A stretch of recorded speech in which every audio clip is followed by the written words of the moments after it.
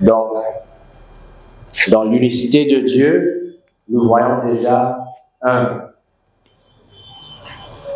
la doctrine de l'unicité de Dieu comprend deux aspects. L'unicité de Dieu signifie d'une part sa singularité en tant qu'être suprême et de l'autre part la simplicité de sa nature.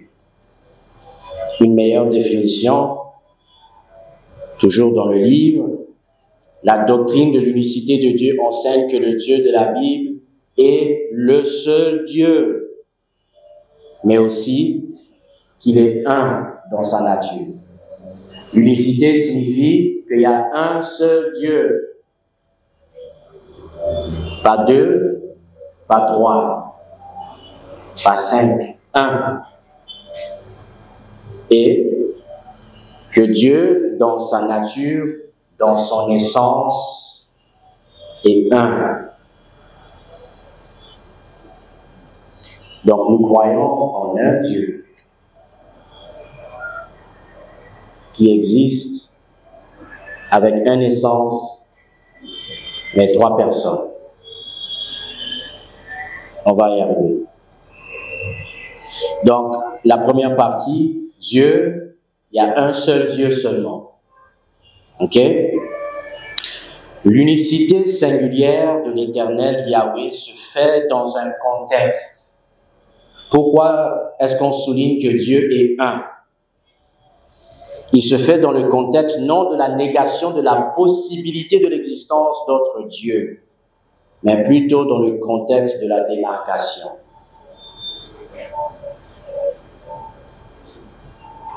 Après avoir libéré le peuple d'Israël de l'esclavage d'Égypte par sa main puissante à travers la mer Rouge, Dieu les amène dans le désert jusqu'au mont Sinaï. Et au mont Sinaï, il donne à son peuple qu'il a délivré sa loi, sa parole, les 10 commandements que nous connaissons bien. Et au début des 10 commandements, nous lisons que Dieu dit que je vous ai délivré de la maison de l'esclavage. Alors, par conséquent, vous allez m'adorer. Vous allez m'adorer pourquoi? Parce qu'il y a d'autres dieux. Des minuscules, vous comprenez? Il y a un seul Dieu. C'est une façon de dire que notre Dieu, le Dieu d'Israël, c'est le vrai Dieu, le seul qui existe. Mais ça ne signifie pas qu'il n'y a pas des esprits, des démons qui existent aussi, qui ont une puissance. Mais eux sont des créatures. Il y a un seul créateur. Et le créateur, c'est Dieu. Donc, parce que Yahweh est son Dieu, Israël est sommé de ne pas avoir d'autres dieux devant la face de son Dieu. Je vais juste le lire, hein. Exode 20, versets 1 et 2.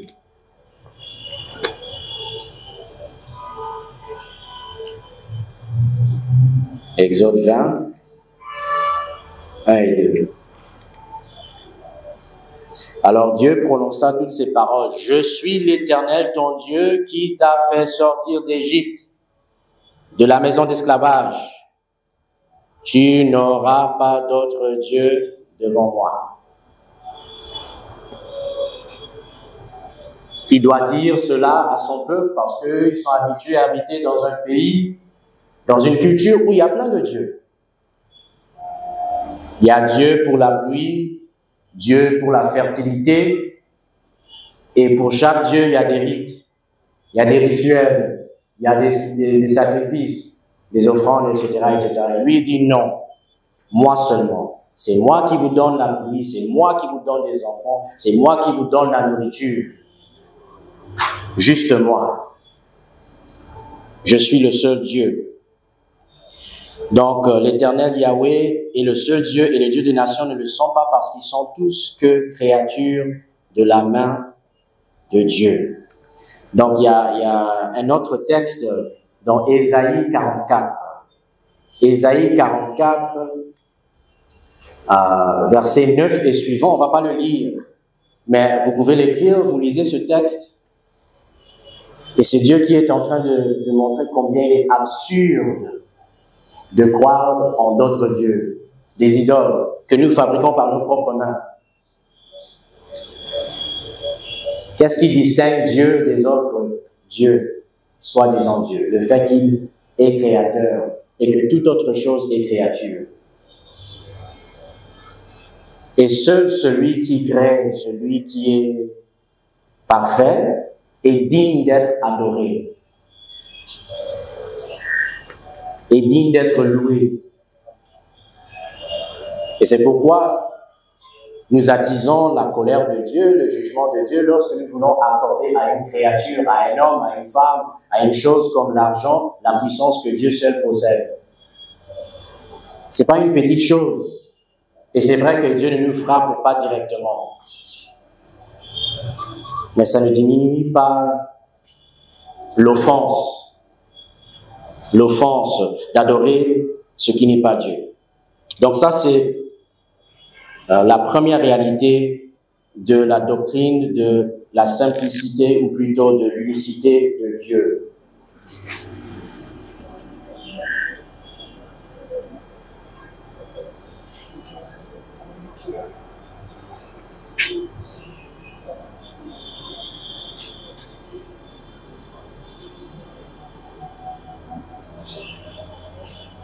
Deuxième élément de l'unicité de Dieu. Dieu est un. Vous connaissez le schéma. Je pense Deutéronome 6.4. Schéma Israël, Adonai Eloheinu, Adonai Echad. En hébreu. Je ne suis pas certain. C'est cette confession qu'il y a un seul Dieu et que Dieu est un. En théologie, on appelle ça le monothéisme, que nous partageons d'ailleurs avec les Juifs et les musulmans. Eux, ils croient qu'il y a un seul Dieu qui est un, comme nous. Ok? Donc, la doctrine de la simplicité de Dieu.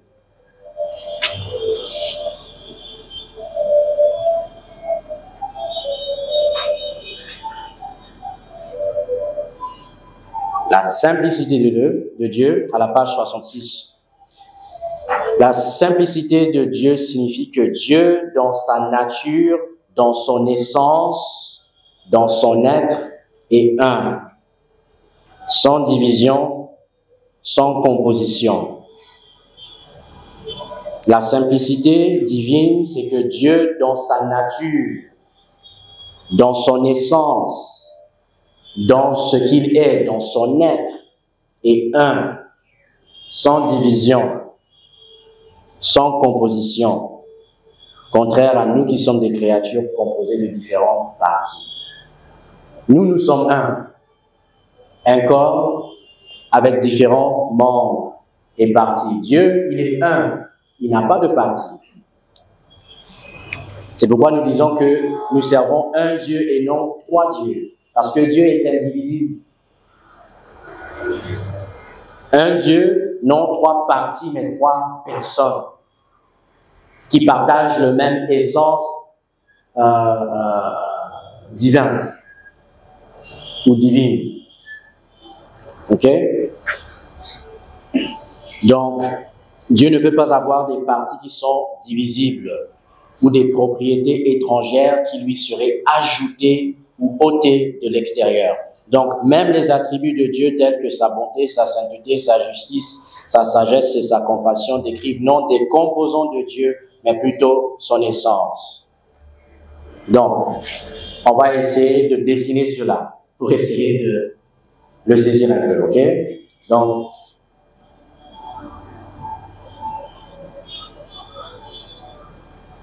disons que ça c'est Dieu. Ok? Nous avons dit que Dieu est omniprésent.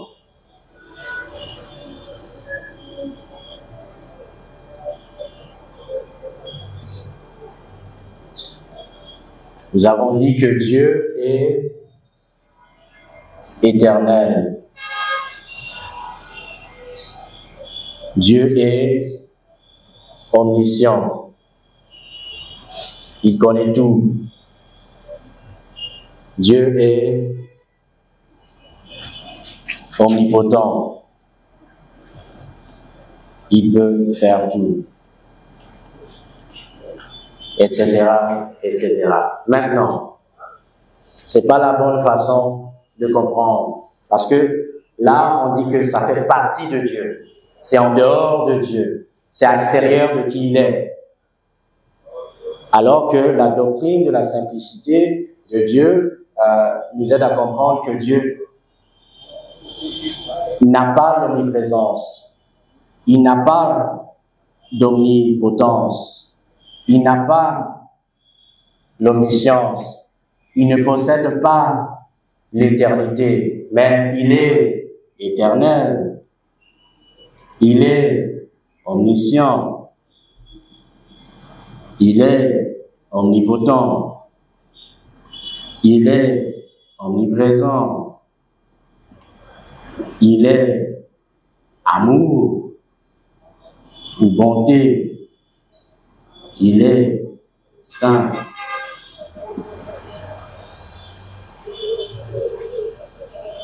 On ne peut pas séparer ces choses de Dieu parce que ça fait partie de son essence, de qui il est. Dans notre pays, nous parlons beaucoup de notre crainte de la balkanisation. Non à la balkanisation. Je l'ai vu quand je suis arrivé ici de l'aéroport. Non à la balkanisation. On ne peut pas balkaniser Dieu. Impossible. Il est un. Il demeure un. Voilà. Il reste un. On ne peut pas le diviser. Ça, ce sont ses attributs. Même chose pour les personnes de la Trinité. Le Père est Dieu, le Fils est Dieu, le Saint-Esprit est Dieu. On ne peut pas les diviser. Lorsque Jésus est descendu dans le monde, ce n'était pas une division. Il n'y avait pas de séparation dans l'essence de Dieu, dans son être. Le même Christ qui a toujours existé depuis toujours, qui soutenait l'univers par sa puissance, faisait la même chose lorsqu'il était dans son corps sur terre. L'essentiel demeure. Dieu est un. Donc, maintenant, il y a des questions philosophiques. Comment pouvons-nous affirmer la simplicité de la nature de Dieu en même temps, comme nous venons de le dire, la distinction des trois personnes de la Trinité? Parce qu'on dit, si Dieu est un, comment pouvons-nous dire qu'il y a trois personnes? D'ailleurs, les musulmans disent Dieu, il ne peut pas être un et qu'il y ait trois personnes.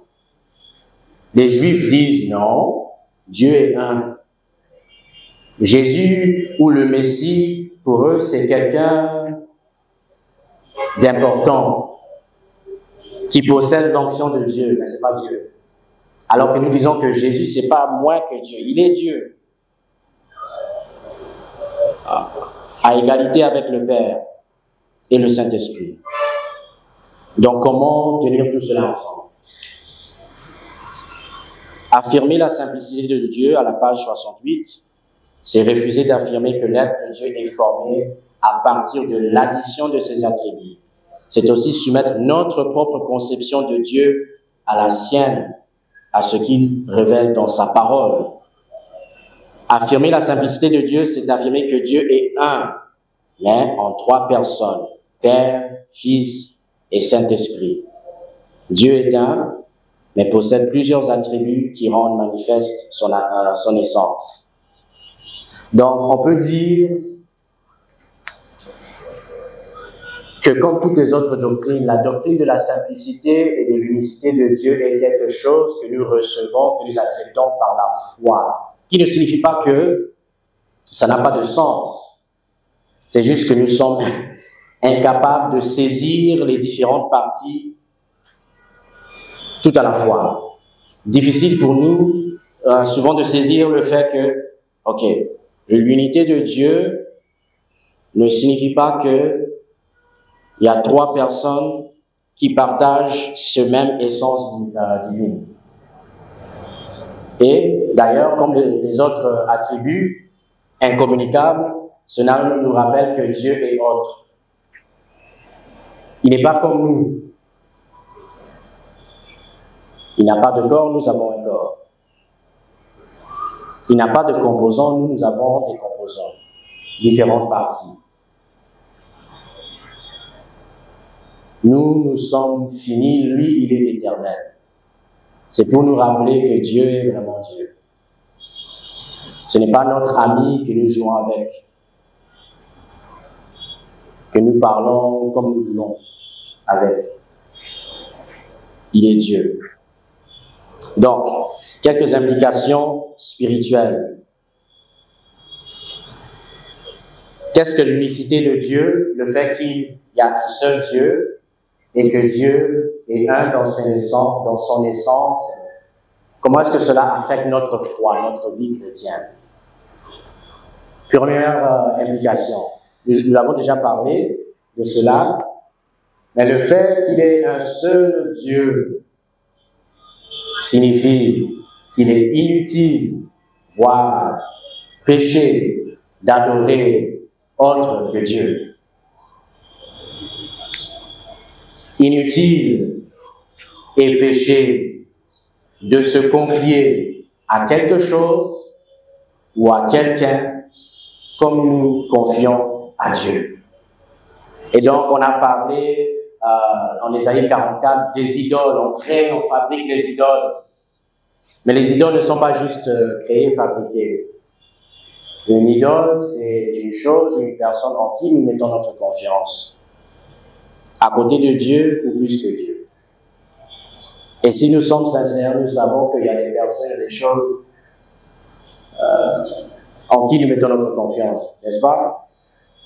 L'argent, nous croyons vraiment que l'argent va nous sauver, n'est-ce pas? Tu as besoin de quelque chose, peut-être pas vous, hein? Mais j'ai besoin de quelque chose, d'abord je regarde, mais il y a combien d'argent dans la banque? Combien d'argent à la banque? Et là, si je n'ai pas assez, je commence à prier Dieu pour voir. Mais s'il y a vraiment un seul Dieu qui est tout puissant, qui connaît tout, qui pourvoit, il faut commencer avec lui. Il faut lui faire confiance. Donc, nous croyons en un seul Dieu, mais cela ne signifie pas que nous nions l'existence des dieux, des minuscules. Nous nions pas l'existence des démons, des esprits maléfiques, Bandoki. Nous croyons qu'ils existent. Mais ce sont des créatures. Donc, dans notre conception, ce n'est pas Dieu et le diable à égalité. C'est pas vrai. Le diable, comme a dit, je pense que c'était Martin Luther, le diable est le diable de Dieu. Autrement dit, le diable ne peut rien faire sans l'autorisation de Dieu. Il est sous le contrôle de Dieu. Nous l'avons vu dans l'histoire de Job, n'est-ce pas? Les fils de Dieu étaient au ciel, sont venus voir le maître. Et Satan est monté aussi. L'ennemi, l'accusateur. Et c'est Dieu qui dit à Satan, est-ce que tu as vu mon serviteur Job? Et Dieu donne à Satan la permission d'affliger son serviteur. C'est-à-dire, Satan n'est pas Dieu. S'il a besoin de permission, c'est Dieu? Non. Dieu ne demande pas, Dieu fait. Donc les dieux des nations existent. Ils exercent même une certaine puissance. Satan a une certaine puissance, mais il n'est pas tout puissant. Il ne peut pas entièrement contrôler ta vie. Si nous sommes chrétiens, il peut nous influencer, il peut nous harceler, mais il ne peut pas dominer, il ne peut pas contrôler. Il n'est pas Dieu. Et d'ailleurs, nous sommes couverts par le sang de Christ, par le sang de Jésus, en qui il y a la puissance. Donc, ça, on va laisser, c'est l'unicité de Dieu. Maintenant, nous changeons un peu de vitesse. Là, nous étions en train de regarder les attributs incommunicables de Dieu, intransmissibles, ce qui est propre à Dieu lui-même, ce qui ne partage pas avec ses créatures. Maintenant, nous passons aux attributs communicables, transmissibles de Dieu, ce qu'il partage avec nous qui sommes ses créatures.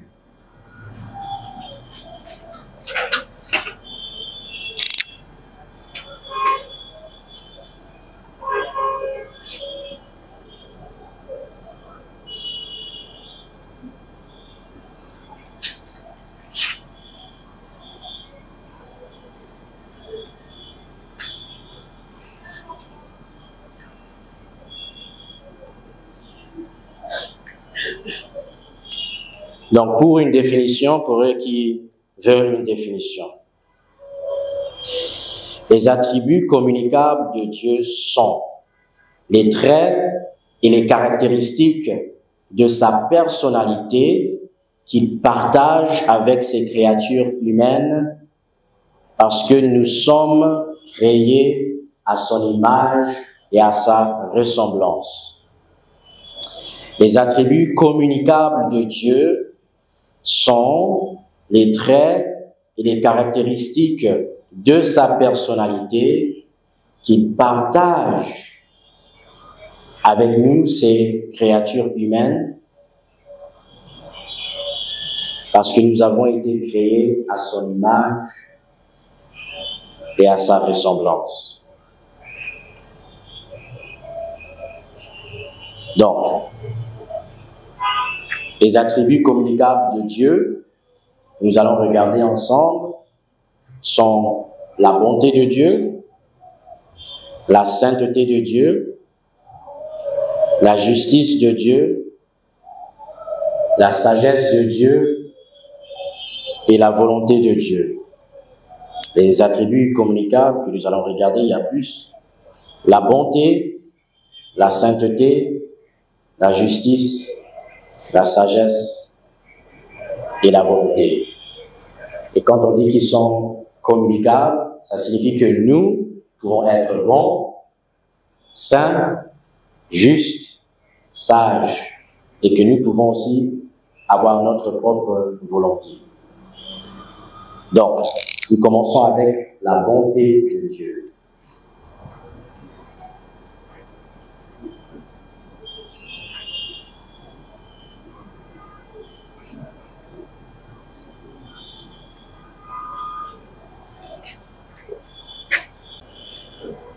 Ce n'est pas seulement que Dieu fait ce qui est bon.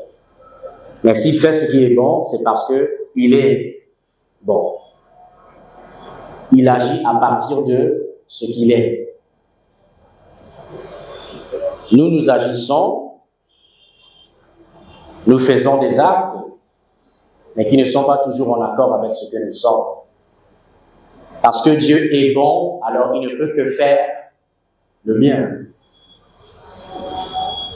Donc non seulement Dieu est tout puissant, non seulement il connaît tout, non seulement il est éternel, non seulement il existe, mais en existant, son existence est bon. Il est la bonté. Comme l'apôtre Jean le dit, Dieu est amour. Il ne montre pas seulement l'amour, c'est la source, c'est lui. Donc, peut-être une autre définition, la nature bonne de Dieu décrit son essence, mais aussi comment il agit en conséquent envers ses créatures.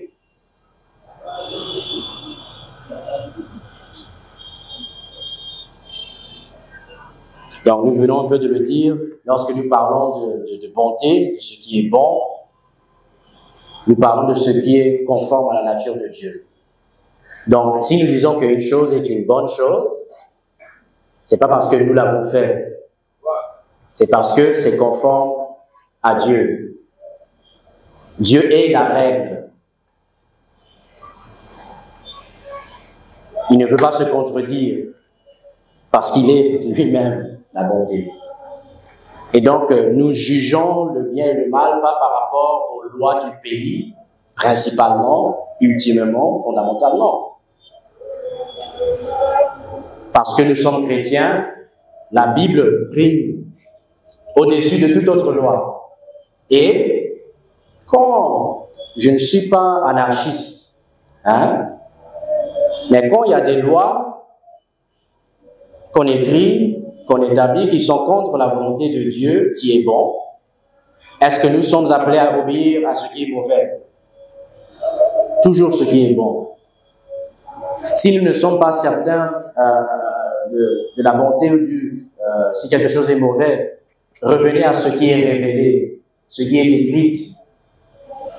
Et on le trouve dans les 10 commandements résumés. En fait, Jésus résume tout cela lorsqu'il dit « Tu aimeras Dieu, tu aimeras ton prochain ». Est-ce que quelque chose est bon ou mauvais?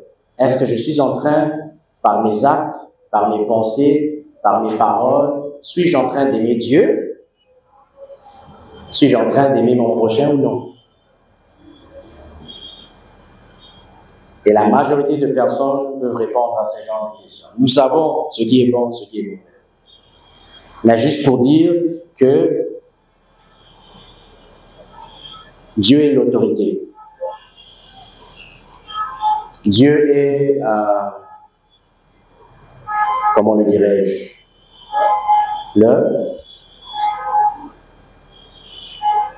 c'est quoi? Pas la cible, mais il est l'auteur, on peut dire, l'auteur de ce qui est bon. Donc, voilà, il est le standard. Il est le standard de la bonté. De la bonté. Maintenant, on parle de la bonté, ok? Ça, c'est une catégorie, la bonté de Dieu. Maintenant, la bonté de Dieu se manifeste de différentes façons, ok? La bonté de Dieu se manifeste à travers l'amour, à travers la bénévolence, à travers la grâce, à travers la miséricorde, à travers la patience.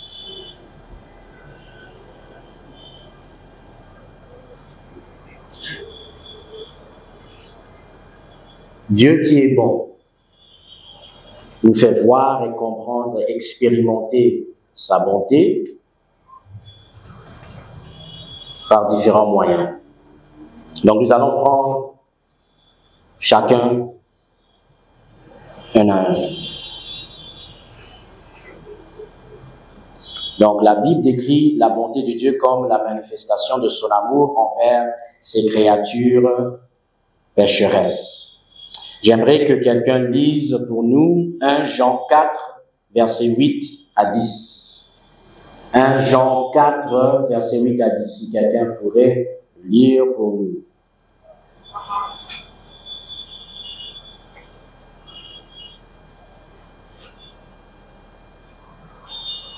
1 Jean 4, 8 à 10. Si vous l'avez, allez-y, frère. Celui qui n'aime pas n'a pas connu Dieu, car Dieu est d'amour. L'amour de Dieu a été manifesté envers nous en ce que Dieu a envoyé son Fils unique dans le monde, en fait que nous vivions par lui. Cet amour consiste non point en ce que nous avons aimé Dieu, mais en ce qu'il nous a aimés et envoyé son Fils comme victime expiatoire pour nos péchés. Ah, merci. Donc, tout attribut de Dieu est incommunicable, comme communicable se manifeste, ça se fait voir. Comment Dieu manifeste-t-il sa bonté? Par l'amour. L'amour se manifeste, nous pouvons dire, à travers Jésus, à travers son sacrifice. Si quelqu'un vous pose la question, c'est quoi l'amour? Qu'est-ce que l'amour? Comment saurais-je que quelqu'un m'aime? On pourrait dire, l'amour se manifeste à travers l'argent. La personne qui va dépenser beaucoup d'argent. Oui. Mais moi, je dirais qu'il y a des personnes qui peuvent dépenser l'argent. Mais quand tu as vraiment besoin de la personne, elle ne va pas être là. Elle va refuser de se sacrifier pour être là. Mais Dieu manifeste son amour en envoyant son propre Fils qui s'est sacrifié pour nous. Voici comment nous connaissons l'amour que Dieu a envoyé son Fils à notre place, qui est devenu la victime expiatoire. C'est pourquoi, lorsque l'apôtre Paul parle du mariage, dans Éphésiens 5, il dit aux femmes, soumettez-vous à votre mari, pas à tous les hommes, mais à votre mari. La soumission, c'est pas un sacrifice. Je partage une petite histoire. Je suis marié à une femme blanche, elle est américaine. Et je savais qu'on allait vraiment se marier le jour où elle m'a fait comprendre qu'elle voulait joyeusement se soumettre à moi. Et là, j'étais comme, waouh, je suis spécial. Mais en même temps, j'avais comme ce fardeau parce qu'elle accepte de se laisser conduire par moi. Donc ça, c'est les femmes. Dans le même chapitre, Éphésiens 5, Dieu dit au mari, ta femme va se soumettre, toi tu vas l'aimer. Et en quoi consiste cet amour du mari envers sa femme? Tu vas te sacrifier pour ta femme. Tu vas tout faire pour servir ta femme. Je vais juste le lire. La parole est puissante.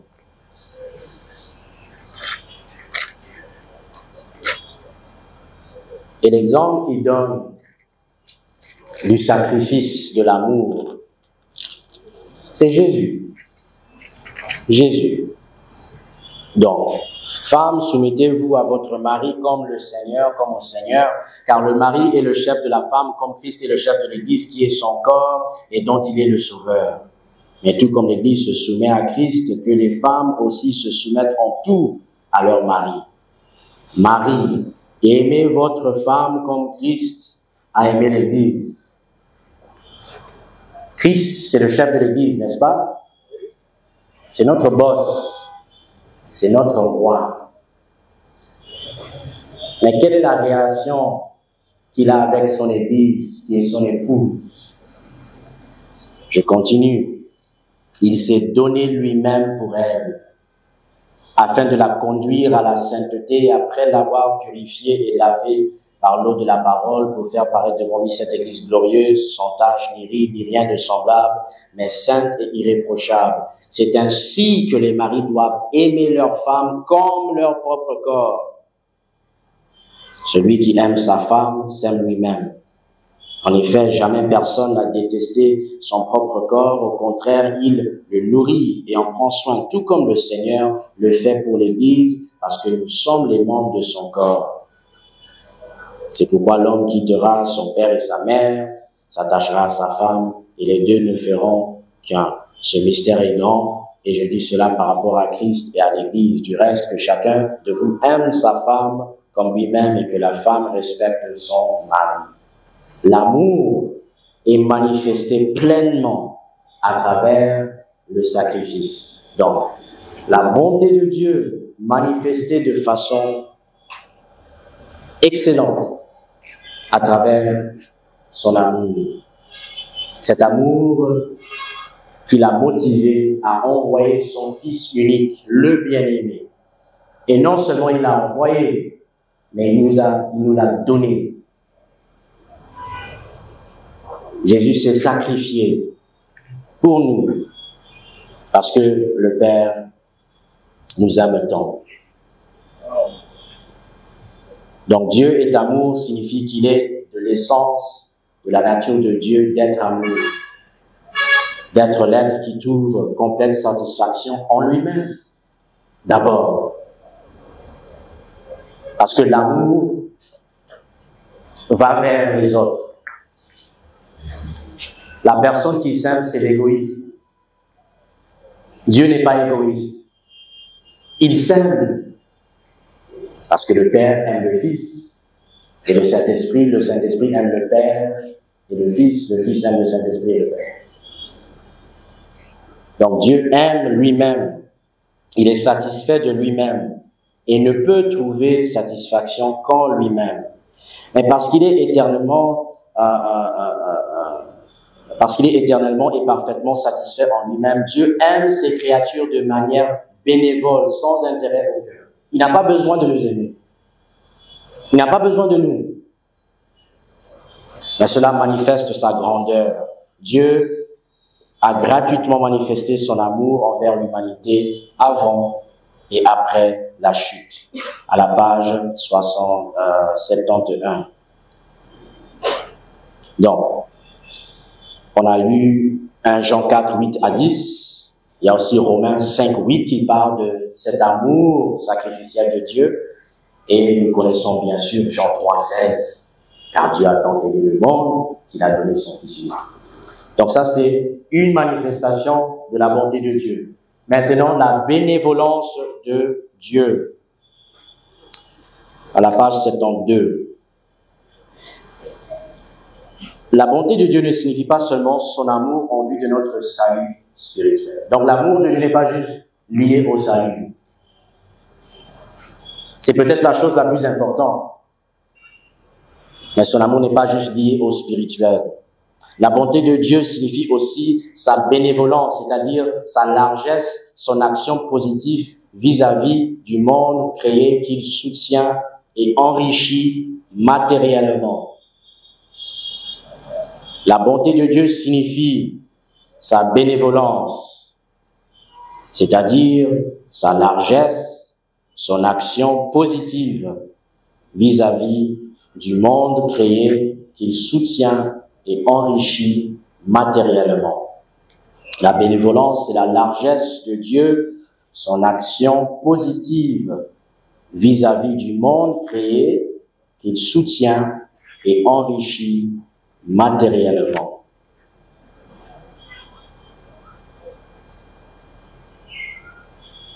Donc Jacques dit, toute grâce excellente et tout don parfait descendent d'en haut, du Père des Lumières, chez lequel il n'y a ni changement, ni ombre de variation. C'est pourquoi, quand on a besoin de quelque chose, que ça soit une chose spirituelle ou physique, on commence avec Dieu. Parce qu'ultimement, tout vient de lui. Il peut utiliser différents moyens, des êtres humains, la nature pour pouvoir pour nous. Mais tout commence, tout est donné par Dieu. Dieu se soucie non seulement de notre salut, de notre vie éternelle, il se soucie aussi de notre vie actuelle sur terre. Et donc, dans sa bénévolence, Dieu pourvoit aux besoins de l'ensemble de ses créatures. Par conséquent, l'espèce humaine dans son ensemble bénéficie d'une manière particulière de la bénévolence de Dieu. Exemple, Psaume 45, verset 9, que je vais vite lire. Psaume 145, verset 9. L'Éternel est bon envers tous. Sa compassion s'étend à toutes ses œuvres.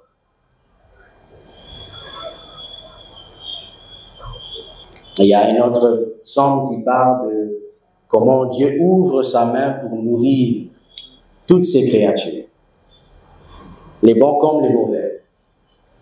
En Matthieu 5, Jésus parle de comment le Père fait son soleil lever et il envoie la pluie, non seulement aux justes, mais aux méchants, parce que Dieu est bon envers tous. Et c'est pourquoi il nous dit en tant que disciples, si vous êtes les fils du Père, vous allez être bons envers tous. C'est pourquoi il dit, la loi est résumée, l'amour de Dieu pour Dieu, l'amour pour notre prochain. Comme Dieu est bon envers nous, nous devons être bons envers les autres. Ce qu'il a fait pour nous, nous avons reçu gratuitement, nous donnons gratuitement. Ok?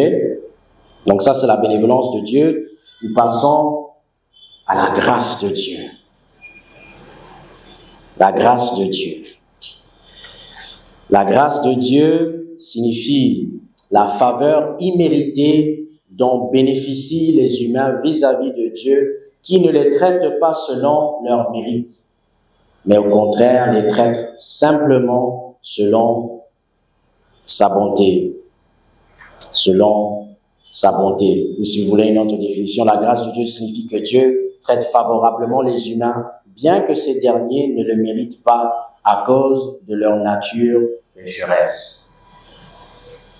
73, la grâce de Dieu signifie que Dieu traite favorablement les humains, bien que ces derniers ne le méritent pas à cause de leur nature pécheresse.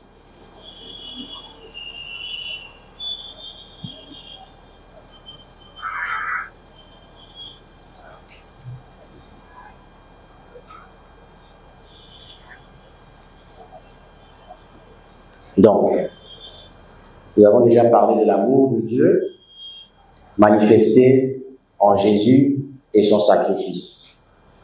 C'est un peu pareil avec la grâce de Dieu. La grâce de Dieu est manifestée pleinement aussi à travers Jésus et son sacrifice. Donc, la grâce de Dieu n'est pas limitée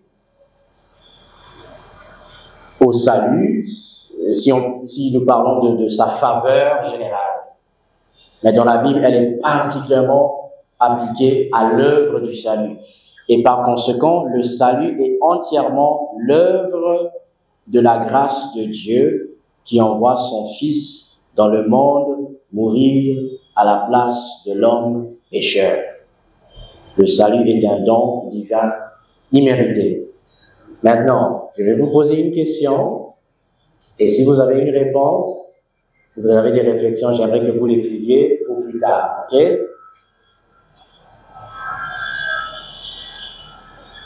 Le salut est immérité.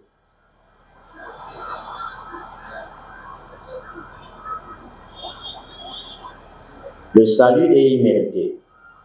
Ok?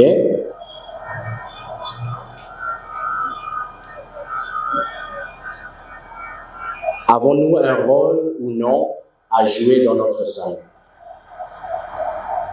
Je pose la question pour voir ce que vous allez dire. Ok? Plus tard. Nous sommes sauvés par la grâce de Dieu au moyen de la foi. La foi est-elle une œuvre ou un don de grâce? On va discuter après. J'ai promis que je vais essayer de respecter. Ok? Donc, Dieu manifeste sa bonté à travers l'amour. Il nous aime vraiment. Cet amour manifesté particulièrement à travers le sacrifice de Jésus.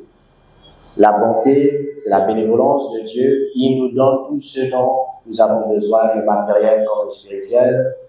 La grâce de Dieu, aussi liée à la salut, au salut, qui souligne le salut et combien le salut est immérité.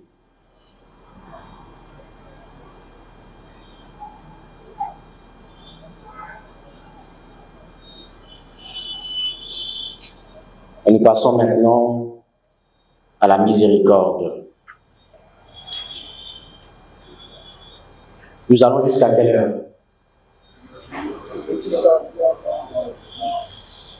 Ok, terminons avec la miséricorde de Dieu d'abord. La grâce de Dieu met l'accent sur son action positive en faveur du salut spirituel de l'homme malgré sa condition de pécheur. 74. La miséricorde de Dieu est l'attribut qui met l'accent sur la nature compatissante de Dieu envers sa créature fragilisée par son humanité pécheresse. La miséricorde de Dieu est l'attribut qui met l'accent sur la nature compatissante de Dieu envers sa créature fragilisée par son humanité pécheresse. Donc, la miséricorde de Dieu se manifeste par son intervention positive en faveur de l'homme en proie à la misère et à la souffrance liée à sa condition humaine. Donc, la miséricorde est liée à la compassion de Dieu.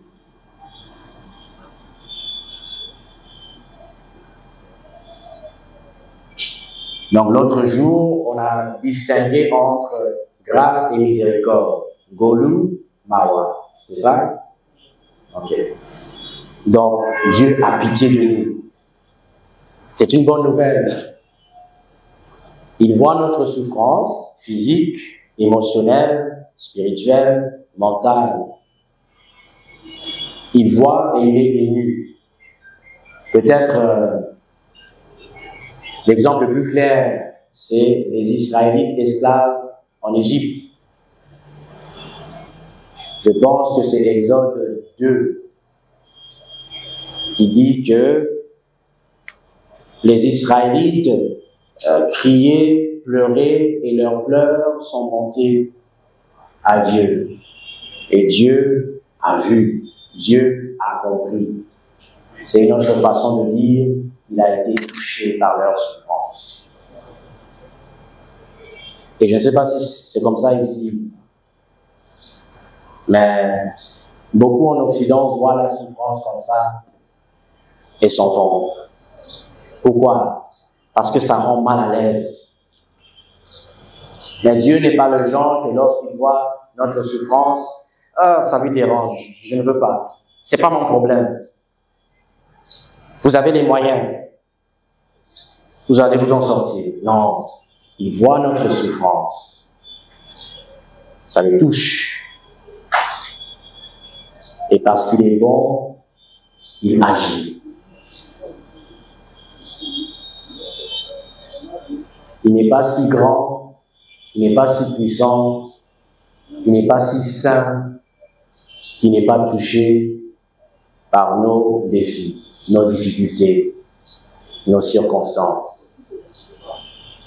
Il a pitié de nous, il a compassion et il agit en conséquence. Ça, c'est notre Dieu. Donc, les miracles de Jésus sont le signe de sa bonté miséricordieuse envers l'espèce humaine pécheresse, désormais victime de forces naturelles et spirituelles néfastes, mais aussi d'usure du temps.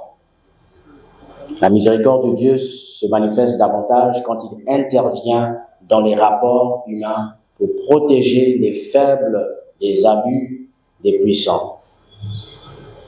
Voilà. Donc, on va terminer là pour permettre un peu de discussion. Et je vais juste faire un note pour moi-même.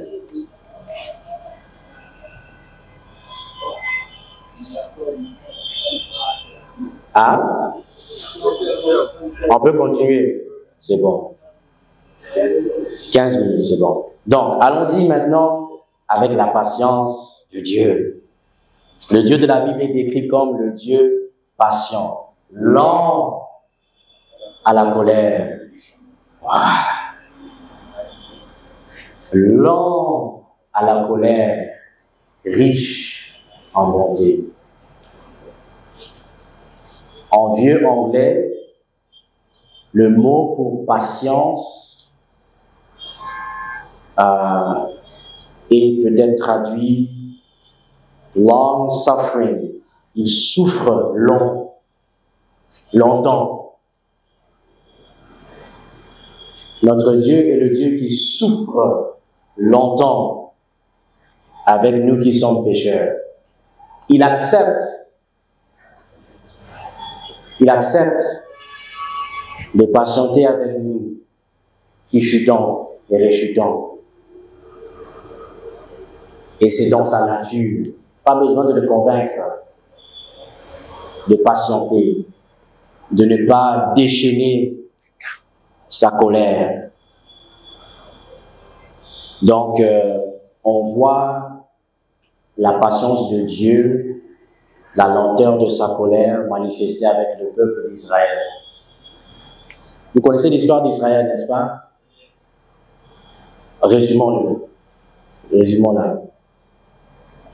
Dieu prend un homme, un païen, dans un pays lointain, Charan ou Haran.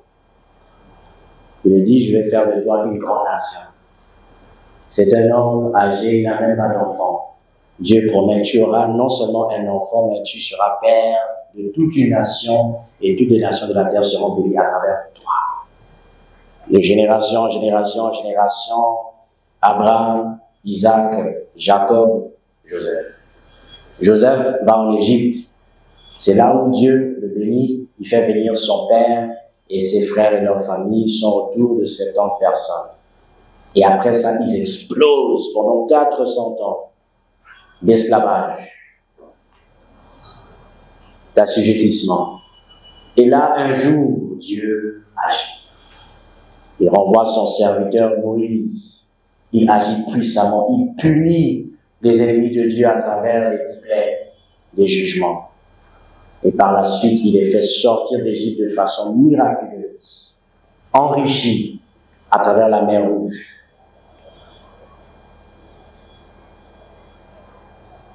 Et à la première difficulté, qu'est-ce que le peuple de Dieu dit?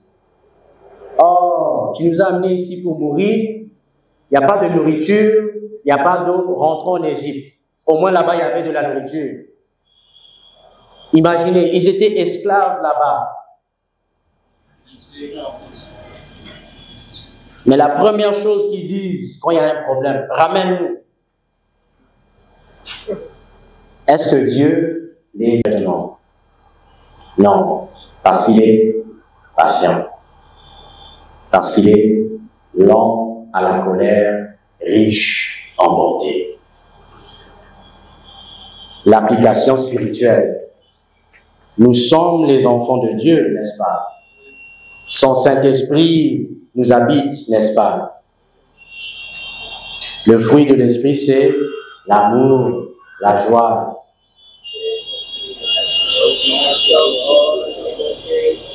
La patience. Est-ce que nous sommes patients les uns avec les autres? Non.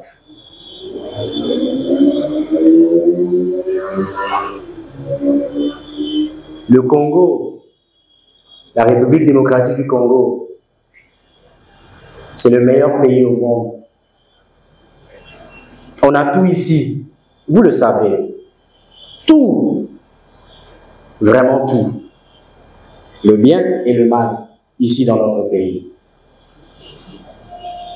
Vous voulez savoir comment notre pays va changer, comment notre pays va s'en sortir, comment nous allons devenir le meilleur pays au monde, pour que tout le monde le voie. Il y a la politique, c'est bon, mais je crois personnellement que ça va être à travers vous, les chrétiens qui sont lents à la colère, riches en bonté, qui montrent l'amour les uns aux autres, qui font du bien aux personnes que nous ne connaissons pas, qui ne venons pas de notre tribu. Moi, je ne juge pas. Il y a le tribalisme aux États-Unis aussi. Vous le savez? Oui. Mais le tribalisme, ce n'est pas toujours le racisme.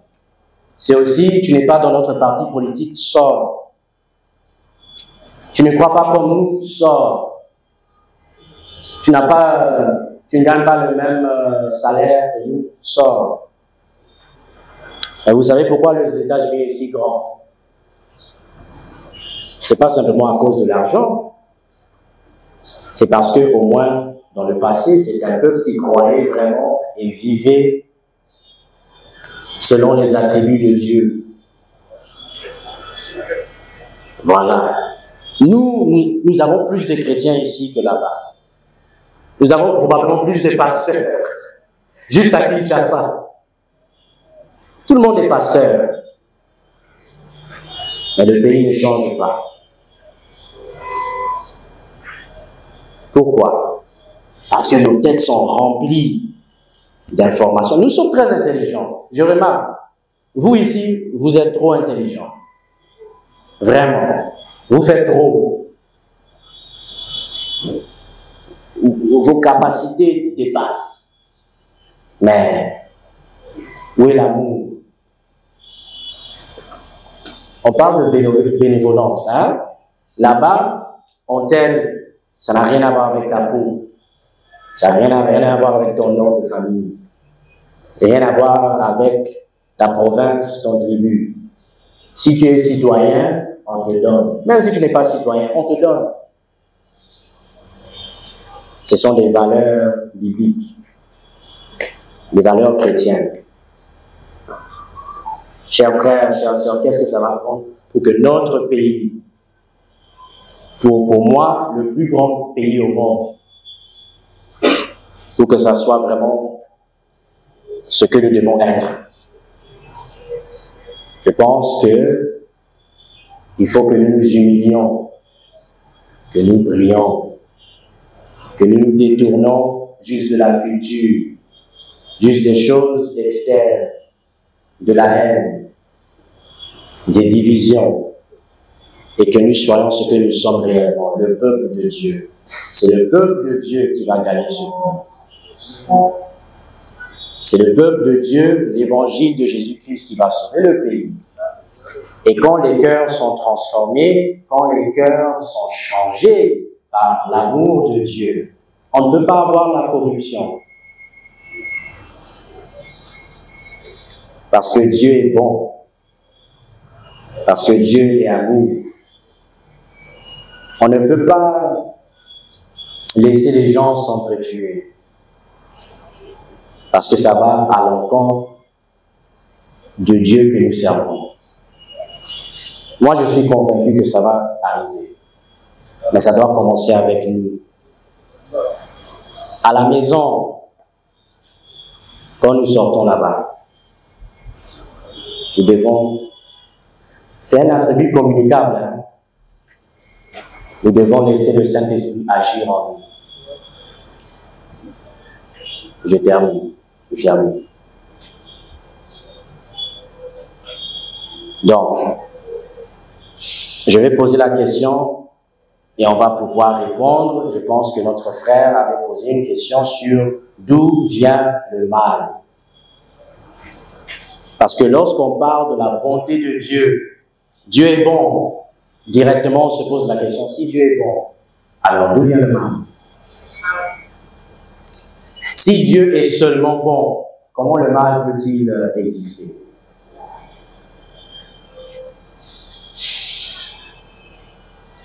Première remarque,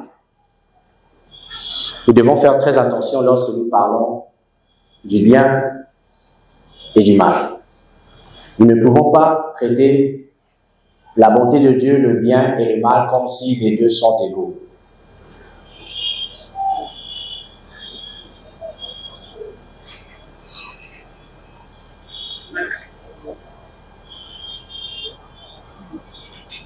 Page 77. Augustin dit, Dieu est le bien parce que Dieu est, parce qu'il existe. Mais le mal, pour qu'il soit le contraire du bien, doit avoir une existence autonome. Il doit exister de lui-même. Or, le mal n'a pas été créé par Dieu. Donc, c'est pas égal. Dieu existe, il est bon. Le mal existe aussi, mais non de lui-même. Dieu existe de lui-même, le mal n'existe pas de lui-même. Le mal n'a pas toujours existé, le mal n'est pas éternel. Donc, d'où vient le mal? Le mal,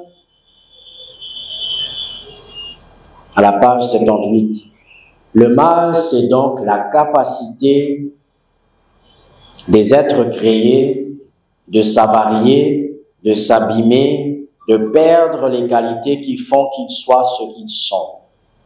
Des créatures faites à l'image de Dieu et selon la volonté de Dieu. Le mal est donc une réalité externe en Dieu. Ce n'est pas essentiel à Dieu.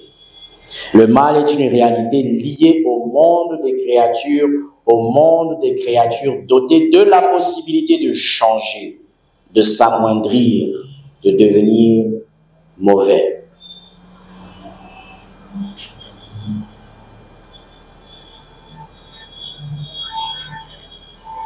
Donc, d'où vient le mal?